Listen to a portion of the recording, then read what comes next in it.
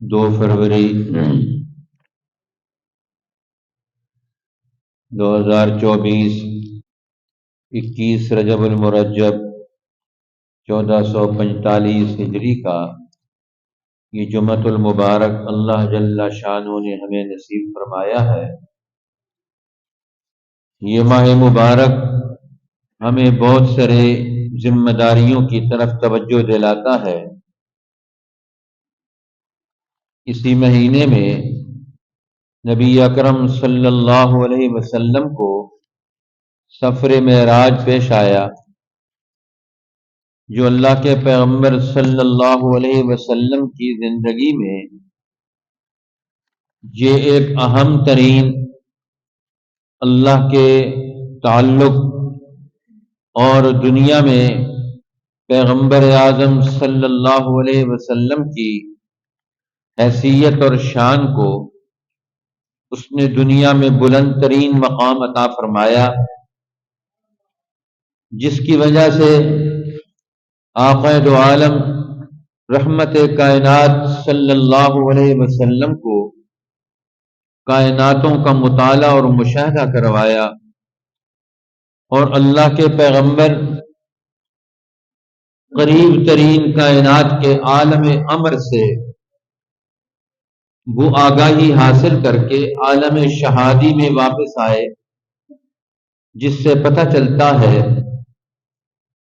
کہ اللہ کے پیغمبر فرمایا میں وہاں پہنچا کنت اسمع صریر الاقلام، میں نے قلم فطرت کے چلنے کی آواز کو خود محسوس کیا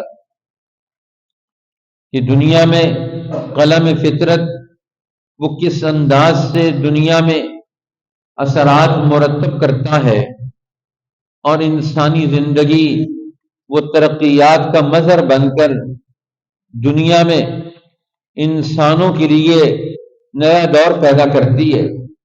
اس اعتبار سے اللہ جل شانہ نے ہمیں نبی اکرم صلی اللہ علیہ وسلم کے اس سفر معراج کا فیض 5 نمازوں کی شکل میں امت کو نصیب فرمایا۔ یہ 5 نمازیں اس سفر معراج کا خلاصہ ہیں۔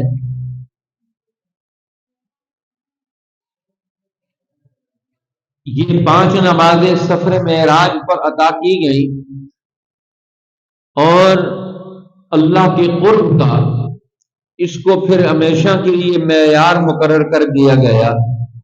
فرمایا الصلاۃ معراج المؤمنین، نماز اہل ایمان کا معراج۔ معراج کہتے ہیں سیڑھیوں پر چڑھنا، بلندی کی طرف جانا۔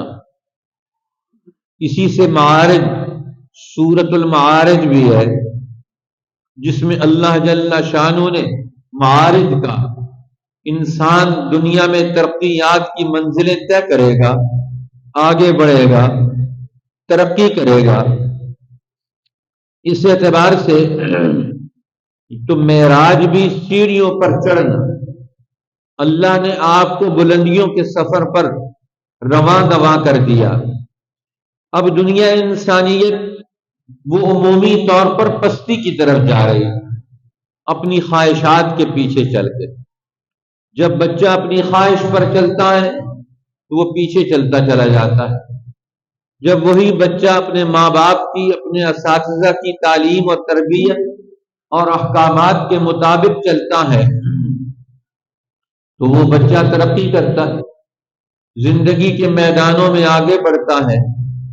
اسی طرح جب بندہ اللہ کے حکم پر چلتا ہے تو وہ ترقی کرتا چلا جاتا ہے، اس کے معیارات بدل جاتے ہیں، کیونکہ ذہن بدلتا ہے، مطالعہ اور مشاہدہ بدلتا ہے۔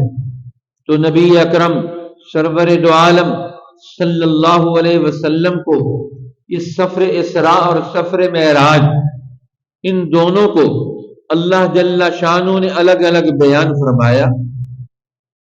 سفر اسراء اس کا تذکرہ کیا تو یہ مکہ مکرمہ سے بیت المقدس تک کا سفر ہے، کہ مکہ مکرمہ، مسجد نبوی اور مدینہ الرسول اور تیسرا مرکز بیت المقدس، ان تینوں مراکز کو جوڑ دیا اللہ جل شانہ نے.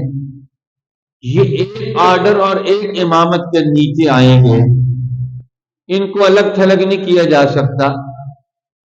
اس لیے یہ امت کی کامیابی کی بنیاد کہ یہ دین حق کے تینوں مراکز یہ مل جل کر کام کریں، یہاں ایک مشن اور مقصد کے تحت ان کو آباد رکھا جائے، ان کو قائم رکھا جائے.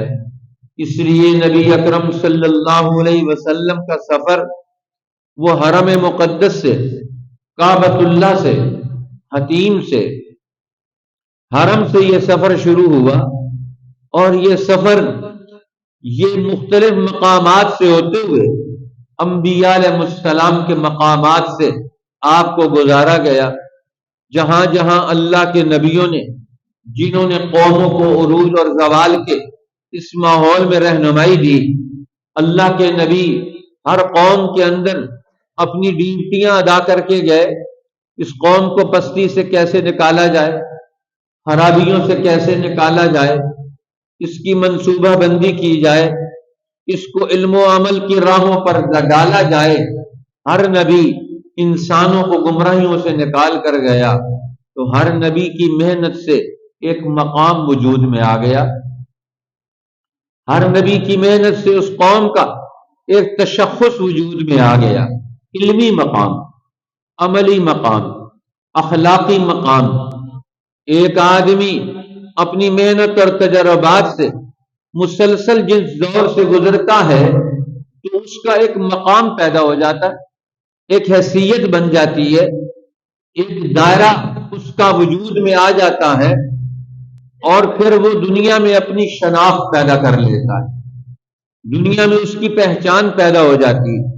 اس طرح انبیاء علیہ السلام دنیا میں جو محنت کر کے گئے انسانوں پر، ان محنتوں کے اثرات، ان محنتوں کا وجود، ان محنتوں کا تشخص انسانی زندگی میں، اقوام عالم میں موجود. اب مکی زندگی اختتام پذیر ہے کہ مکی دور رسول اللہ صلی اللہ علیہ وسلم نے گزار لیا. اب مکی دور کے بعد اگلے مرحلے کہ اب آپ نے اپنی اس جماعت کے ذریعے سے قوموں کو رہنمائی دینی، انسانوں کے مسائل حل کرنے، مشرق و مغرب کی اقوام کو نئے دور میں داخل کرنا ہے، ان کو مسائل کی گرداب سے نکالنا ہے، ان کی تاریخ سے آگاہی ضروری. تو ہر قوم کی تاریخ ایک ایک شخص کے مطالعے سے حاصل کی جائے، یہ اور لمبا چوڑا مشکل کام ہے. ہر قوم کی مثبت اقدار، روایات، اس کے علوم، اس کی تاریخ، اس سب کو سم اپ کیا جائے، خلاصہ تیار کیا جائے، تو اللہ کے نبیوں کی وہ تعلیمات جو ان سے صادر ہوئی اور قوموں میں منتقل ہوئی، تو انبیاء کی تاریخ کا مطالعہ ان کی قوموں کے اعتبار سے کیا جائے گا.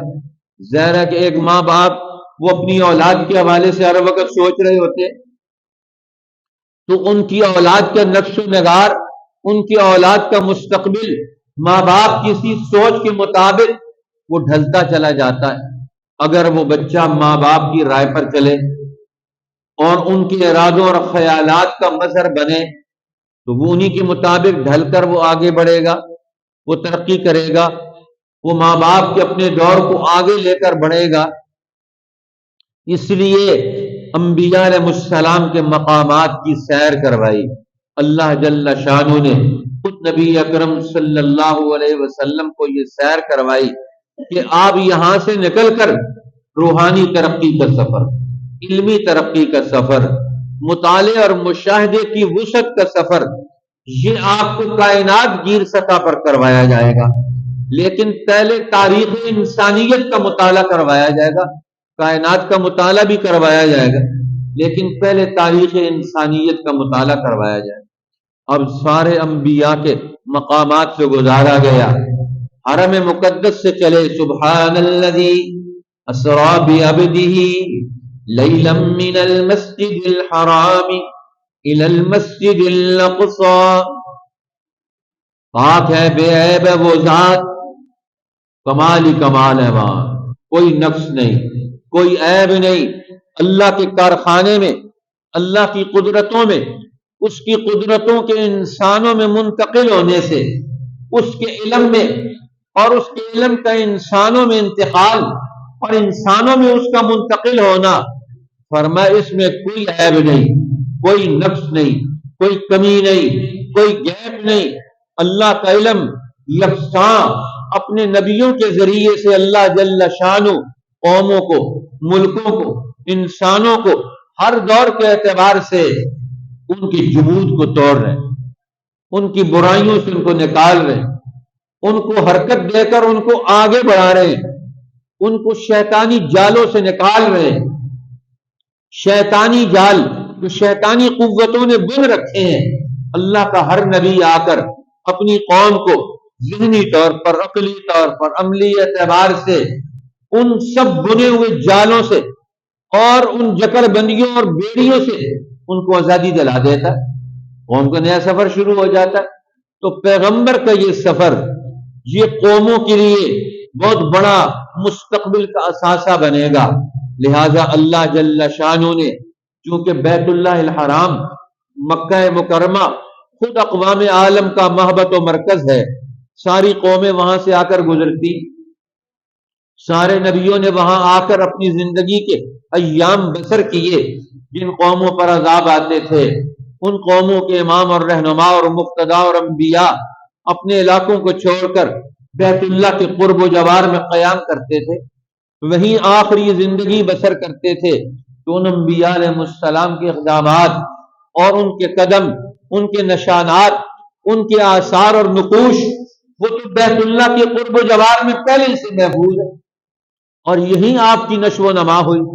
بہت سارے انبیاء کا مطالعہ یہیں سے کر لیا، اور پھر جن انبیاء نے قوموں میں وقت گزارا، موسیٰ علیہ السلام، عیسیٰ علیہ السلام ہے اور شعیب علیہ السلام ہے، جو عرب کے ان مراکز سے متعلق ہیں، تو اللہ کے پیغمبر جبرائیل امین، یہ ایک ٹیم ہے، ایک جماعت ہے، 2 رکنی وفد۔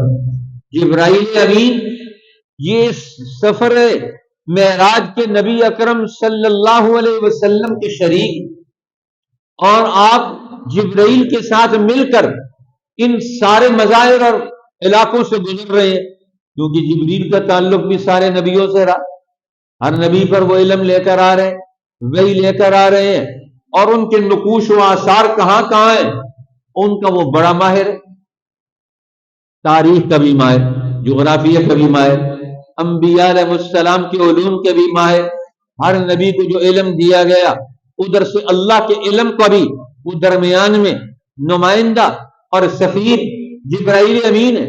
تو اب ایسے میں سید الملائکہ، سارے انبیاء پر علوم وحی کے نزول کا بنیادی اور اہم ذریعہ جبریل وہ آپ کے ساتھ ہے اس سفر میں۔ تو یہ کتنا عظیم ترین سفر ہے کہ جبرائیل امین بتا رہے ہیں ساتھ ساتھ ہم فلاں مقام پر پہنچ رہے ہیں، یہ فلاں نبی کا مقام ہے، یہاں اتریے، یہاں 2 رکعت پڑھیں، یہاں مطالعہ اور مشاہدہ کریں، یہاں قوم شعیب علیہ السلام کا مسکن ہے۔ اب شعیب علیہ السلام کا کیا کردار رہا اور ان کی کیا نوعیت رہی ہے؟ اللہ کے نبی جلیل القدر پیغمبر ہیں، جن کی نگرانی میں موسیٰ علیہ السلام نے 8 سال گزارے۔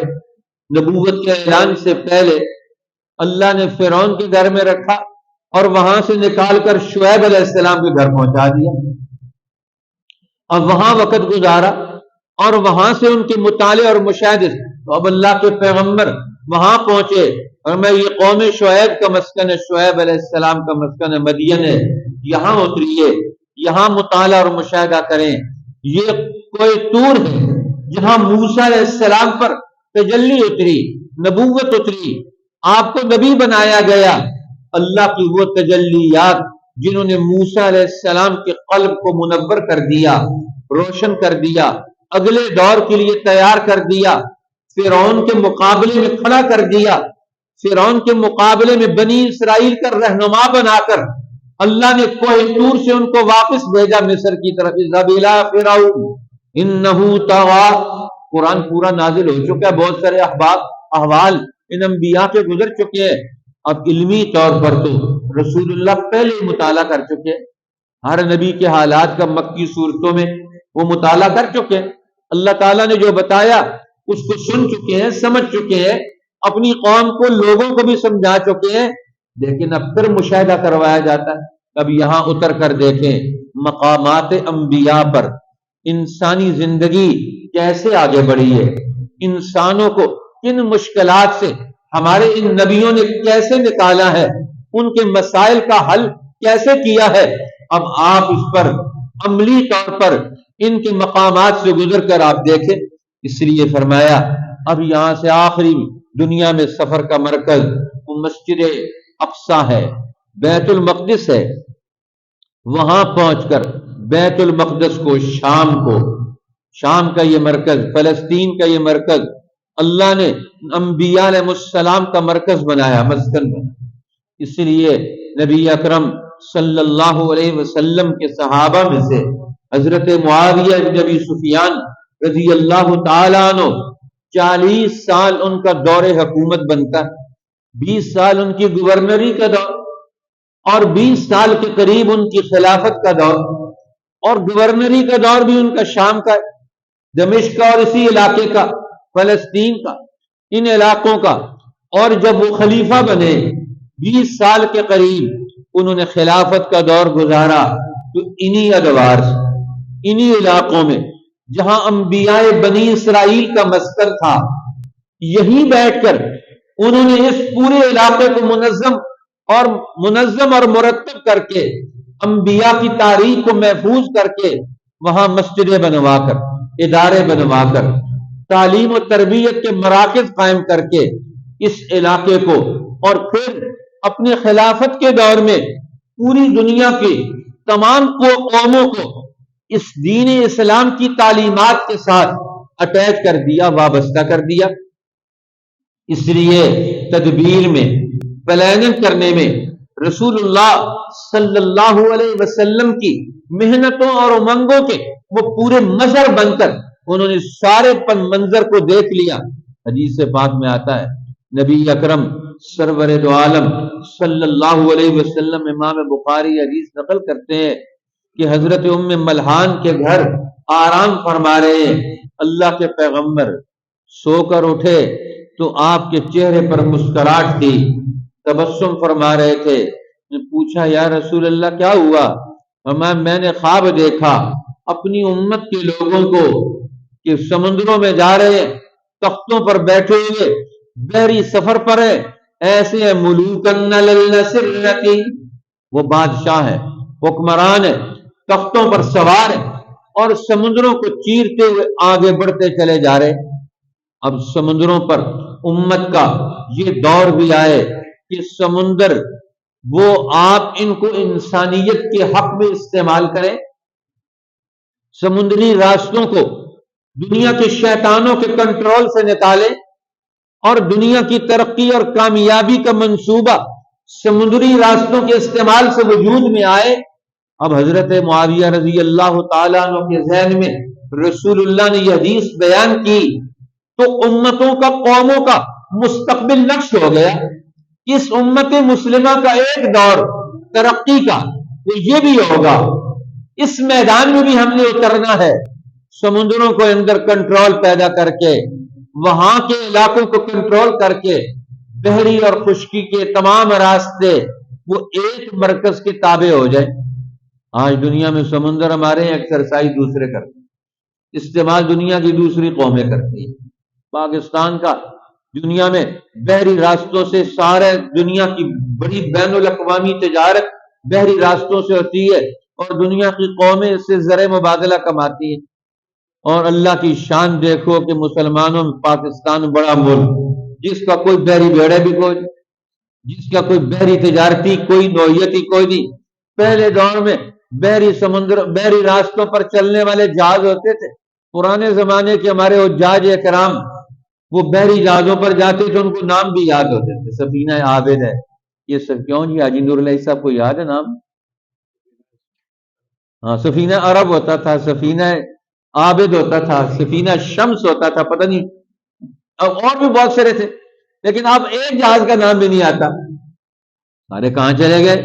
اب سمندروں پر برطانیہ کے جہاز دوڑ رہے ہیں، امریکہ کے جہاز دوڑ رہے ہیں، اب جرمنی کے جہاز دوڑ رہے ہیں، انڈیا کے جہاز دوڑ رہے ہیں، اور پتہ نہیں کن کن ملکوں کے سمندری راستوں پر جہاز دوڑ رہے ہیں۔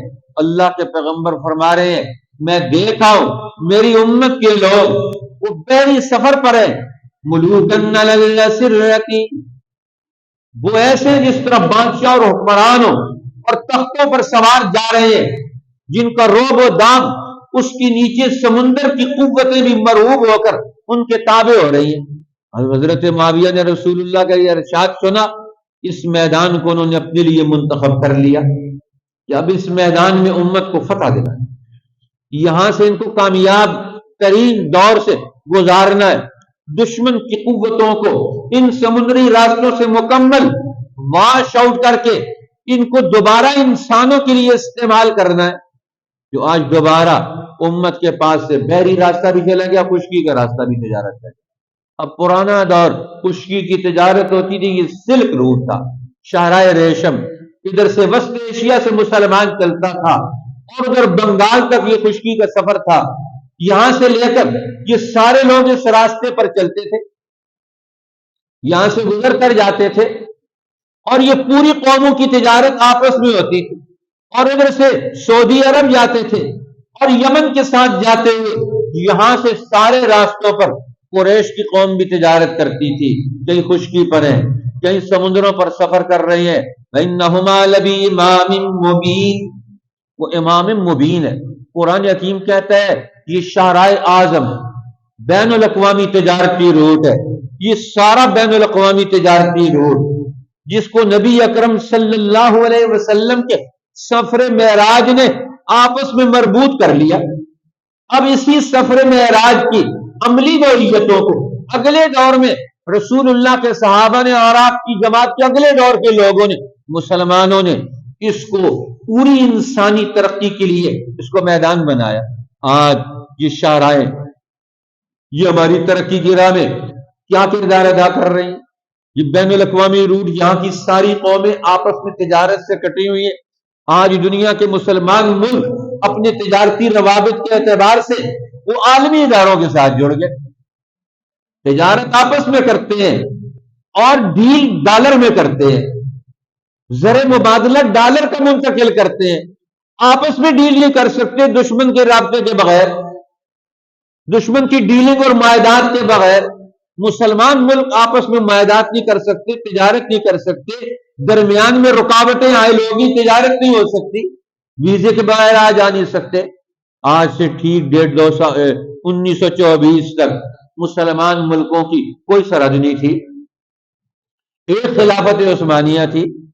اب کسی سرحد پر کوئی مسلمان چلتا ہے، پوری مملکت میں سارے مسلمان ملکوں سے، مسلمان قوموں سے وہ رابطے میں ہے اور ان کے ساتھ تعلقات میں ہے۔ رسول اللہ صلی اللہ علیہ وسلم کو سفر معراج پر اللہ تعالیٰ نے ان قومی رابطوں کو بحال کرنے کا عملی منصوبہ دیا۔ مکہ سے چلیں مدینہ جائیں، مدینہ سے چلیں شام اور فلسطین جائیں، وہاں سے چلیں اور کائنات کے آسمانوں کا مطالعہ کریں۔ آسمانوں کا بھی کیا مطالعہ کرایا اللہ تعالیٰ نے؟ آسمانوں کا مطالعہ کرایا کہ جنت سے نہریں نکل رہی ہیں، نیل کی نہر ہے، دوسری طرف فرات کی نہر ہے، یہ کوثر کی نہر ہے، دنیا کی نہریں اور آخرت کی نہریں، ان چاروں نہروں کو اللہ تعالیٰ نے رسول اللہ کو مطالعہ کروایا۔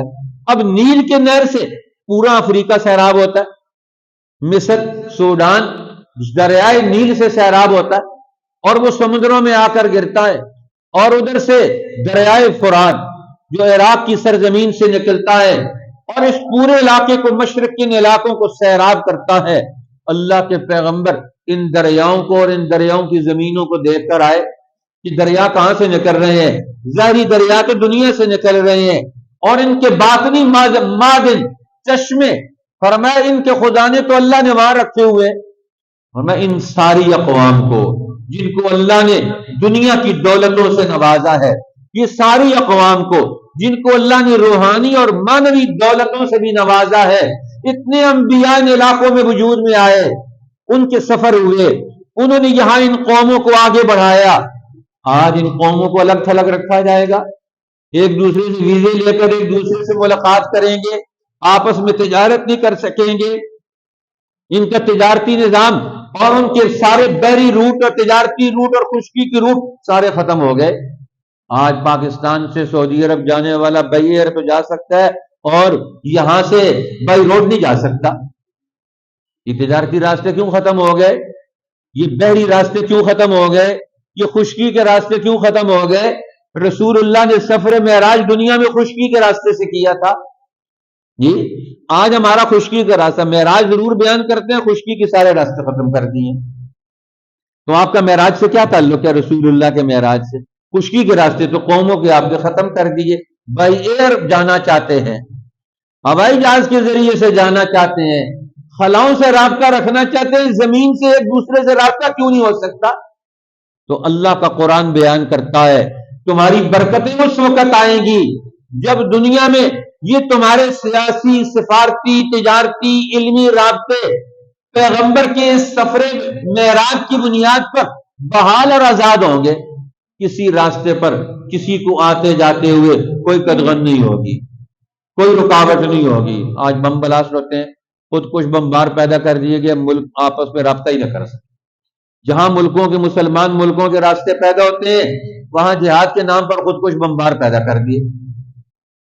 چھوٹا سا ذہن دے کر اب بین الاقوامی قوم دین حق کے غلبے کا ذہن، سفر معراج سے کائنات دین ترقی کا ذہن صحابہ کرام نے تو اخذ کر لیا، حضرت معاویہ نے تو اخذ کر لیا، انہوں نے سمندری راستوں کا پورا میکانزم بنا لیا، اور اس دور میں بحری بیڑا تیار کیا جس دور میں کیسر روم کے پاس صرف 400 یا 300 بحری جہاز تھے، اور اس دور میں حضرت معاویہ نے اپنے دور خلافت میں 2100 بحری جہاز تیار کر کے بہت بڑا بحری بیڑا تیار کر لیا، جس سے بڑا بحری بیڑا دنیا میں کسی کے پاس نہیں تھا کہ ان سمندروں میں اب کوئی کسی کے ساتھ زیادتی نہیں کرے، کسی کے ساتھ ظلم نہیں ہوگا۔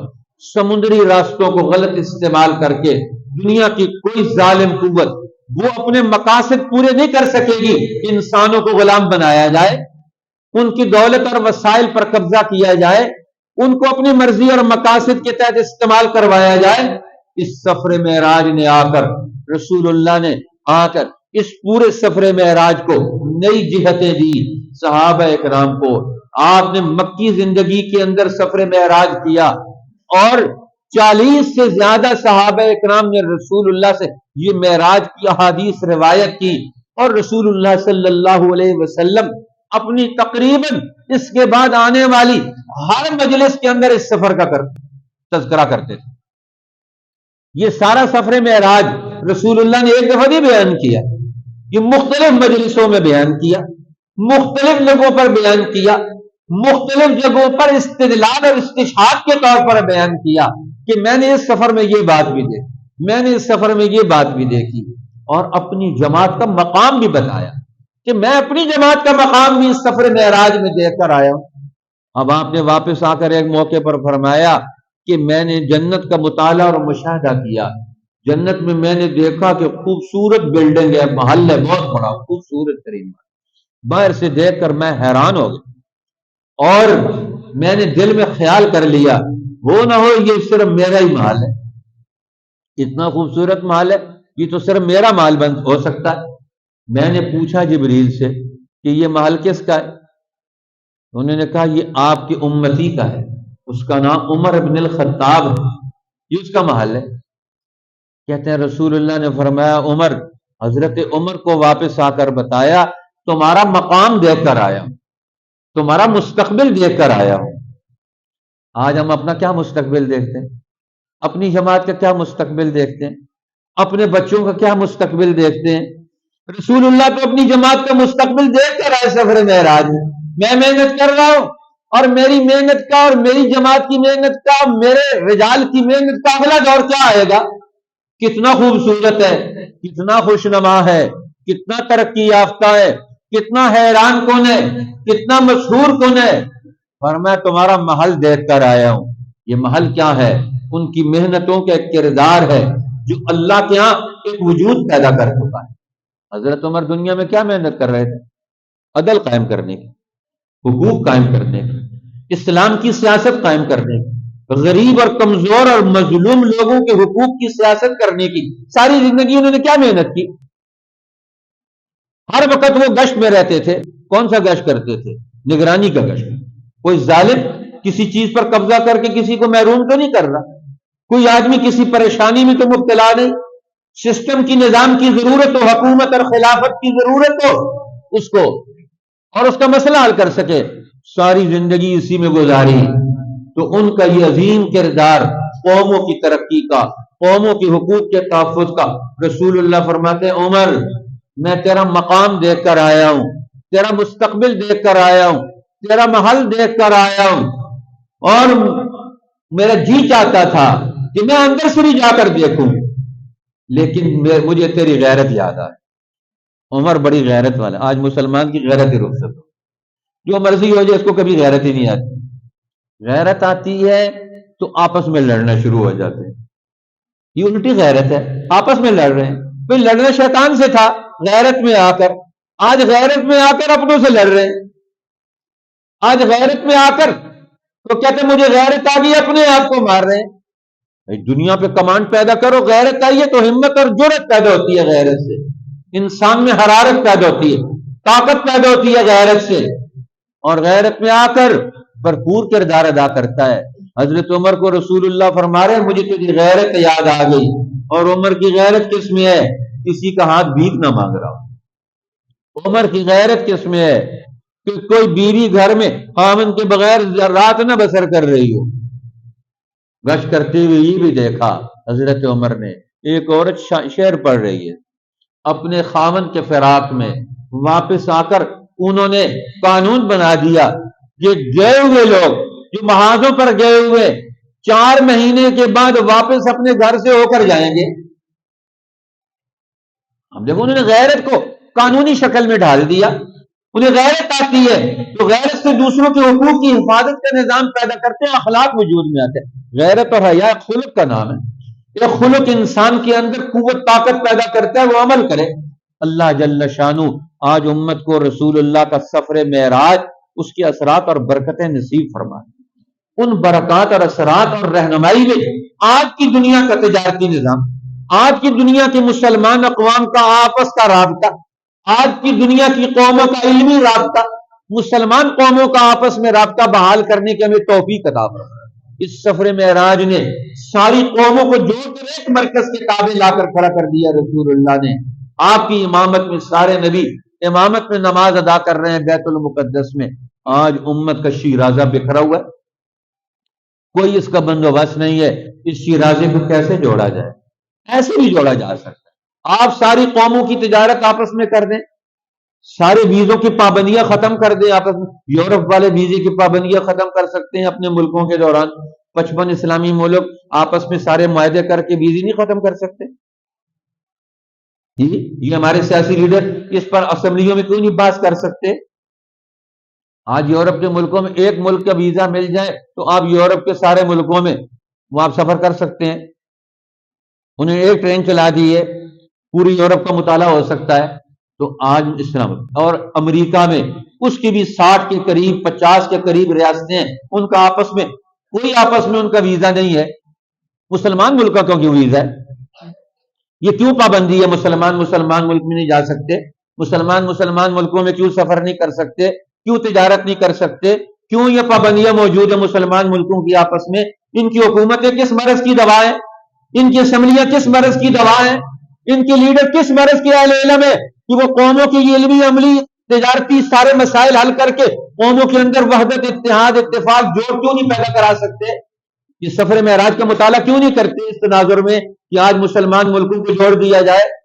اللہ تعالیٰ یہ غیرت نصیب فرمائے، یہ علم عطا فرمائے، یہ شعور عطا فرمائے، جس سے ہم مسلمان ملکوں کا، مسلمان جماعتوں کا، مسلمانوں کا اگلا دور دنیا میں پیدا کر سکیں. وہ ایک دوسرے کے ساتھ مل کر، ایک دوسرے کا تعاون کر کے، ایک دوسرے سے تعاون لے کر دنیا کی قوموں میں دین حق کا مظہر بن جائے. اللہ تعالیٰ میں اس کی توفیق عطا فرمائے. وآخر دعوانا الحمدللہ.